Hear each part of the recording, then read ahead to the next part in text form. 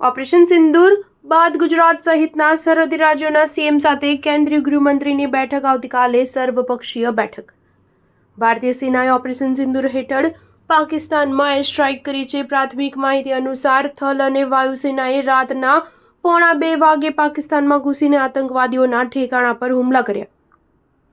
ભારતીય સેનાએ કુલ 9 ઠેકાણા ઉપર એર સ્ટ્રાઇક કરી છે. આ પરિસ્થિતિને જોતા પીએમ મોદીએ પણ 3 દેશોનો વિદેશ પ્રવાસ મોકૂફ રાખ્યો છે. ઓપરેશન સિંદૂર પછી કેન્દ્ર સરકારે આવતીકાલે સવારે 11 વાગે સર્વપક્ષીય બેઠક બોલાવી છે. બેઠકમાં સંરક્ષણ મંત્રી રાજનાથસિંહ ઓપરેશન વિશે માહિતી આપશે, જેમાં ગૃહમંત્રી અમિત શાહ અને કિરણ રિજિજુ પણ હાજર રહેશે.